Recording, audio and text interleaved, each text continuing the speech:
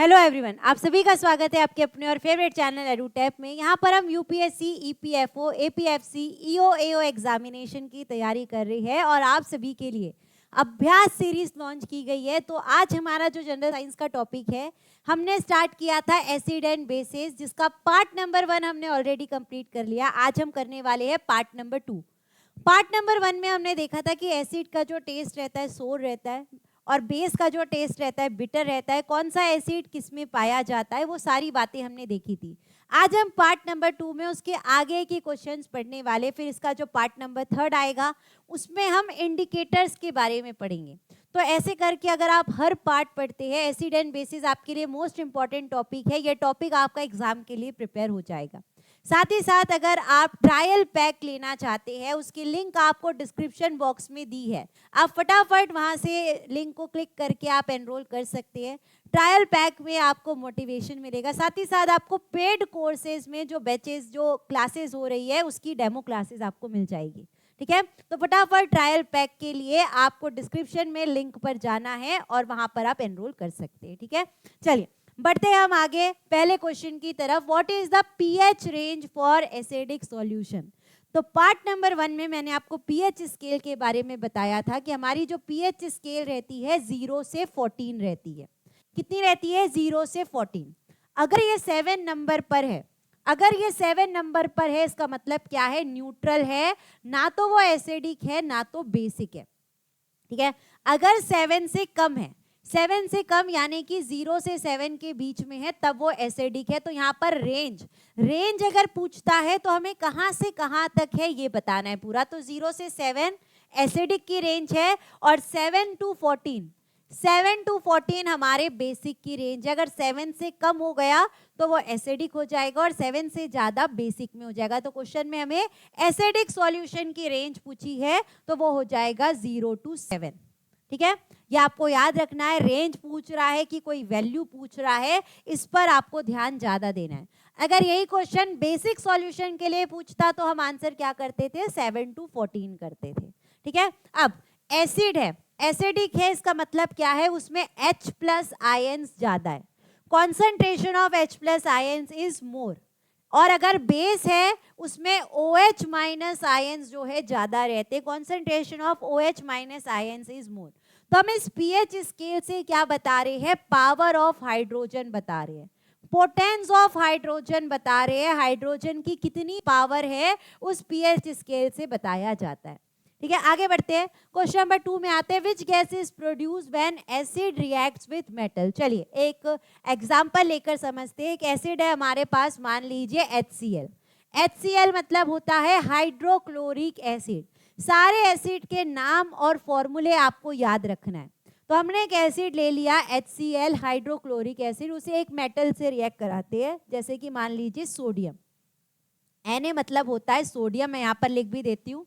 तो हमने HCl को सोडियम के साथ रिएक्ट कराया तो क्या बन जाएगा? NaCl बन जाएगा, यानी कि सॉल्ट, सोडियम क्लोराइड।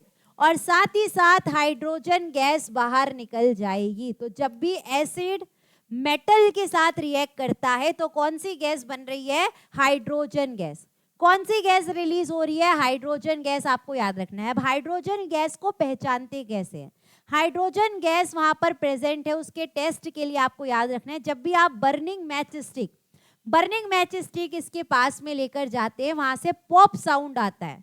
वहां से अगर पॉप साउंड आपको सुनाई देता है तो हम पहचान जाते हैं कि वहां पर हाइड्रोजन गैस रिलीज हुई है। ये दोनों क्वेश्चन आपके लिए इंपॉर्टेंट है कि जब एसिड मेटल के साथ रिएक्ट होता है तो हाइड्रोजन गैस रिलीज होती है और हाइड्रोजन गैस के टेस्ट के लिए आपको पॉप साउंड पर ध्यान देना है। ठीक है, याद रखिएगा, ये बहुत इंपॉर्टेंट क्वेश्चन है। आगे बढ़ते हैं, क्वेश्चन नंबर 3 में आते हैं। Which of the following is an example of neutralization reaction? अब ये न्यूट्रलाइजेशन रिएक्शन क्या है, हमने पार्ट नंबर 1 में देखा था, इसलिए सारे पार्ट आपको देखना है क्योंकि हर एक पार्ट एक दूसरे से लिंक रहता है, उसकी मदद आपको कहीं ना कहीं दूसरे पार्ट में लगेगी। तो न्यूट्रलाइजेशन रिएक्शन हमने क्या देखा था कि जब भी एसिड के रिएक्शन को दूर करने के लिए, जैसे मान लीजिए आपको कोई चींटी ने काट लिया, आपको कोई एंट ने काट लिया, वहां पर फॉर्मिक एसिड आ जाता है। तो एसिड के रिएक्शन को दूर करने के लिए हम उसके साथ बेस मिला देते हैं। आपको कहा जाता है कि जब भी आपको चींटी ने काट दिया वहां पर बेकिंग सोडा लगा दीजिए। बेकिंग सोडा एक क्या है? बेस है। बेकिंग सोडा एक क्या है? बेस है, NaHCO3। ठीक है, तो जब भी एसिड के रिएक्शन को दूर करने के लिए बेस लगाया जाता है तो ये क्या बना लेता है? सॉल्ट और वाटर। क्या बन जाता है? सॉल्ट और वाटर बन जाता है। तो इसे क्या कहा जाता है? Neutralization reaction. तो इस ऑप्शन में हम देखते हैं कि कहां पर एसिड और बेस मिल रहे हैं। देखिए HCl एक एसिड है, और NaOH यानी कि सोडियम हाइड्रोक्साइड, जिसमें भी OH रहता है वो बेस रहता है, ये आपको याद रखना है। और जिसमें H रहता है वो एसिड रहता है। ये एक पहचानने का सिंपल सा तरीका है, लेकिन हर जगह ये एप्लीकेबल नहीं है। मोस्ट ऑफ द केसेस में ये एप्लीकेबल होता है। ठीक है, तो एसिड को, हाइड्रोक्लोरिक एसिड को हमने बेस के साथ मिक्स किया सोडियम हाइड्रोक्साइड के साथ। तो देखिए यहाँ पर बन गया NaCl, sodium chloride. Sodium chloride क्या है? सॉल्ट है। उसके साथ ही साथ वाटर। तो ये हमें एक न्यूट्रलाइजेशन रिएक्शन दिख रहा है, लेकिन आगे भी एक बार चेक कर लेना, क्या पता more than one of the above answer हो जाए। ठीक है, H2SO4 एसिड है, सल्फ्यूरिक एसिड। आगे क्वेश्चन आने वाला है, वहां पर आपको डायरेक्ट आंसर करना है। H2SO4 क्या है? हमारा सल्फ्यूरिक एसिड। H2SO4 हमारा क्या है? सल्फ्यूरिक एसिड है। सल्फ्यूरिक एसिड को मैग्नीशियम के साथ लिया है। मैग्नीशियम तो बेस नहीं है, तो इसे हटा दो। कार्बन डाइऑक्साइड तो एसिड भी नहीं है, बेस भी नहीं है, तो इसे भी हटा दो। कैल्शियम कार्बोनेट में तो एक ही चीज है, एसिड और बेस यहाँ पर बोला ही नहीं है, इसे भी हटा दो। तो पहला वाला जो ऑप्शन है उसमें हमारा न्यूट्रलाइजेशन रिएक्शन हो रहा है कि जब एसिड और बेस मिक्स होते हैं तो सॉल्ट और वाटर बनते हैं, उसे न्यूट्रलाइजेशन रिएक्शन कहा जाता है। आगे बढ़ते हैं, क्वेश्चन नंबर 4 में आते हैं। Which of the following basis is used in soap making. ठीक है, अब आपको ये पता रहना चाहिए कि जो हम सोप यूज करते हैं वो एक बेस है। अब कैसे बेस है, कैसे बेस है, ये भी आपको मैं आगे आने वाले पार्ट में बताती थी, लेकिन यहीं पर हम देख लेते हैं कि जब भी आपके टी शर्ट में मान लीजिए हल्दी का दाग लग गया, आप कुछ खा रहे हैं, आपने कुछ गिरा दिया, हल्दी का दाग लग गया, आप उसको जब सोप से दूर करने की कोशिश करते हैं, वो हल्दी का दाग जो येलो था वो रेड में चेंज हो जाता है। वो किस में चेंज हो जाता है? येलो रेड में चेंज हो जाता है। तो हम पहचान जाते हैं कि येलो रेड में कब चेंज होता है? बेस में चेंज होता है। येलो टू रेड किस में होता है? बेस में होता है। ये मैं आपको थर्ड पार्ट में बताऊंगी इंडिकेटर्स में। बस मैंने अभी आपको छोटा सा इंट्रोडक्शन दिया है जो हम पार्ट नंबर 3 में पढ़ने वाले हैं कि जब येलो से टर्मरिक जब रेड में बदल जाता है तो वहां पर हम शो कर रहे हैं कि वो एक बेस है। तो सोप में क्या रहता है? बेस रहता है। सोप एक प्रकार का बेस है जिसका पीएच 7 से मोर है। 7 से क्या है? मोर है। आपको याद रखना है, जो 7 से ज्यादा है वो बेस के अंदर आता है। ठीक है, तो हाइड्रोक्लोरिक तो एक एसिड है जिसका पीएच 7 से कम रहता है। एसिटिक एसिड है जो 7 से कम रहता है। सल्फ्यूरिक एसिड है जो 7 से कम रहता है। तो सोडियम हाइड्रोक्साइड यानी कि NaOH, साथ ही साथ पोटेशियम हाइड्रोक्साइड, ये दोनों बेस जो है सोप मेकिंग में यूज होते हैं। ये आपके लिए इंपॉर्टेंट क्वेश्चन है, ये आपको याद रखना है। ठीक है, बहुत इंपॉर्टेंट क्वेश्चन है कि सोप जो रहता है बेस रहता है कि एसिड रहता है, उसमें सोडियम हाइड्रोक्साइड और पोटेशियम हाइड्रोक्साइड यूज होता है और वो एक बेस है। आगे बढ़ते हैं, क्वेश्चन नंबर 5 में आते हैं। What is the chemical formula of sulphuric acid. अब भी मैंने आपको क्वेश्चन नंबर 3 में बताया था कि HCl हमारा हाइड्रोक्लोरिक एसिड है। HCl हमारा हाइड्रोक्लोरिक एसिड है। सारे एसिड के नाम आपको पता रहना चाहिए। HNO3 नाइट्रिक एसिड है। HNO3 हमारा नाइट्रिक एसिड है। CH3COOH हमारा एसिटिक एसिड है और सल्फ्यूरिक एसिड हमारा बन जाएगा H2SO4। ये आपको याद रखना है। अभी H2SO4 क्या है, सल्फ्यूरिक एसिड क्या है, इसे क्या कहा जाता है? किंग ऑफ केमिकल्स कहा जाता है। किंग ऑफ केमिकल्स कहा जाता है। क्यों कहा जाता है? सारे केमिकल्स का राजा है। किंग ऑफ केमिकल्स यानी कि जो सारे केमिकल्स है, दूसरे केमिकल्स इससे बनाए जा सकते हैं। ये ज्यादातर इंडस्ट्रीज में यूज होता है।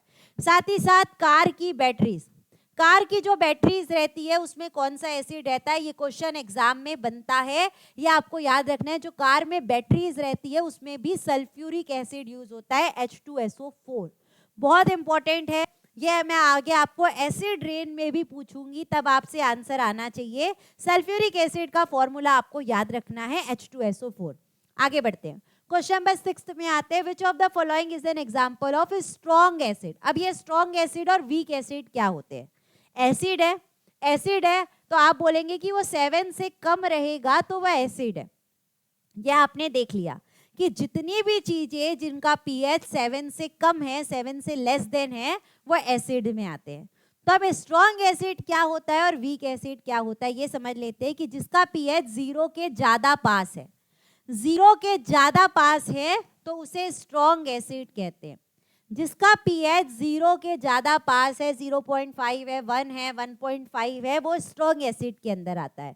और जो 7 के पास है, जो 7 के पास है उसे वीक एसिड कहते हैं। उसे क्या कहा जाता है? Weak acid. ठीक है, अब बात कर लेते हैं कि स्ट्रॉन्ग एसिड और वीक एसिड में फर्क क्या है। तो स्ट्रॉन्ग एसिड ज्यादा H+ आयंस रिलीज करते हैं, इसमें ज्यादा H+ आयंस रहते हैं, इसमें थोड़े से कम रहते हैं, लेकिन दोनों में H+ आयंस रहते हैं। ठीक है, तो एसिटिक एसिड हमारा वीक एसिड है, साइट्रिक एसिड हमारा वीक एसिड है, लैक्टिक एसिड हमारा वीक एसिड है। स्ट्रॉन्ग एसिड 3 है जो आपको मोस्ट इंपॉर्टेंट याद रखना है। 3 स्ट्रॉन्ग एसिड कौन कौन से? 3 स्ट्रॉन्ग एसिड कौन कौन से? HCl हाइड्रोक्लोरिक एसिड, H2SO4 यानी कि सल्फ्यूरिक एसिड, और तीसरा आपको याद रखना है HNO3 यानी कि नाइट्रिक एसिड। इन्हें ही क्या कहा जाता है? मिनरल एसिड भी कहा जाता है, जो मैंने आपको पार्ट नंबर 1 में भी बताया था। मिनरल एसिड क्या होते हैं? जिसमें कार्बन नहीं होता, जिसमें कार्बन नहीं होता वो मिनरल एसिड के अंदर आते। तो ये जो तीनों की तीनों स्ट्रॉन्ग एसिड है उसमें कार्बन नहीं है, वो स्ट्रॉन्ग एसिड भी है और मिनरल एसिड भी है। तो आंसर हमारा क्या हो जाएगा? यहाँ पर बी हो जाएगा, हाइड्रोक्लोरिक एसिड। जिसका पीएच 1 से 1.5 और ज्यादा में ज्यादा 2 के पास है। ठीक है, तो 0 के पास है इसलिए वो क्या है? स्ट्रॉन्ग एसिड है। आगे बढ़ते हैं, नेक्स्ट क्वेश्चन में आते हैं। क्वेश्चन नंबर 7 में, what happens to the pH when a base is diluted with water. मान लीजिए कि बेस है, कोई बेस है, मैंने उसमें पानी मिला दिया है। कोई बेस है उसके अंदर मैंने वाटर मिला दिया, पानी मिला दिया, तो उसके पीएच में क्या चेंज आएगा ये आपको बताना है। ठीक है, तो देखिए ये है हमारा पीएच 7 और ये 14 के बीच में हमारा बेस है। मान लीजिए यहाँ पर है पीएच किसी बेस का 13। मान लीजिए मैंने एक एग्जांपल लिया ऐसे बेस का जिसका पीएच कितना है? 13 है। जैसे ही मैंने उसमें पानी मिलाया, जैसे ही मैंने उसमें वाटर मिलाया, उसका पीएच कितना आ जाएगा? 11 के पास आ जाएगा, 10 के पास आ जाएगा, 9 के पास आ जाएगा, कम होता जाएगा। ठीक है, तो उसमें OH आयन, उसमें OH- आयन क्या होते जा रहे हैं? कम होते जा रहे हैं। तो जब हम बेस में वाटर मिलाते हैं, जब भी हम किसी बेस में पानी मिलाते हैं, उसका पीएच 7 के पास जाता है, यानी कि पीएच क्या हो रहा है? कम हो रहा है। पीएच क्या हो रहा है? डिक्रीज हो रहा है, ये आपको ध्यान रखना है। ठीक है, पीएच क्या हो रहा है? डिक्रीज होता है। यही मैं अभी एसिड के लिए भी बताने वाली हूँ, दोनों ही कंडीशन एक दूसरे से अपोजिट है। तो जब बेस में वाटर मिलाते हैं, जब भी बेस में वाटर मिलाते हैं, उसमें OH- आयन कम होने लग जाते हैं, वो 7 के पास जाता है और उसका पीएच कम होते जाता है। ठीक है, आगे देखते हैं। क्वेश्चन नंबर 8 में आपसे पूछ रहा है कि जब मैं एसिड में वाटर मिलाती हूँ तब क्या होगा। तो जब एसिड में वाटर मिलाया जाता है, जब एसिड में वाटर मिलाया जाता है तो H+ आयंस जो है वो इंक्रीज होते जाते हैं। जब भी एसिड में वाटर मिलाया जाता है तो H+ आयंस, मान लीजिए यहाँ पर कोई एसिड है, यहाँ पर कोई एसिड है जिसका पीएच अभी 2 है।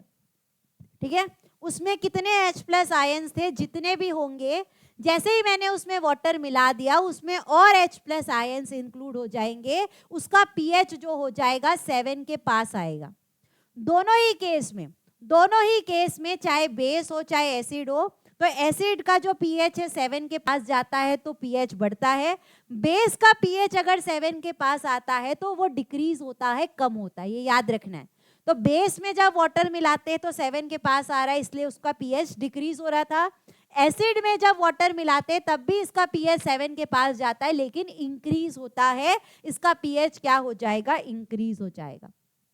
ठीक है, दोनों में कंफ्यूज बिल्कुल मत होइएगा, दोनों क्वेश्चन इंपॉर्टेंट है, ये एग्जाम में आ सकता है। क्वेश्चन नंबर 9 में आते हैं, which of the following statement is true about basic solution.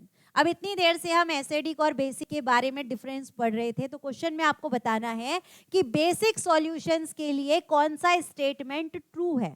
ठीक है, इसमें ज्यादा हाइड्रोजन आयन रहते हैं क्या, नहीं, हाइड्रोजन आयन जिसमें ज्यादा रहते हैं उसे हम क्या कहते हैं, एसिड कहते हैं, उसे क्या कहा जाता है, एसिड कहा जाता है। इनका पीएच 7 से लेस देन है क्या, नहीं, जिसका पीएच 7 से लेस देन रहता है वो भी एसिड रहते हैं।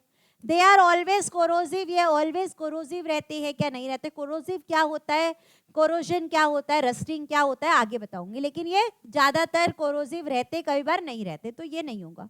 और एसिड जो रहता है ज्यादा कोरोजन करता है, ये भी याद रखना है।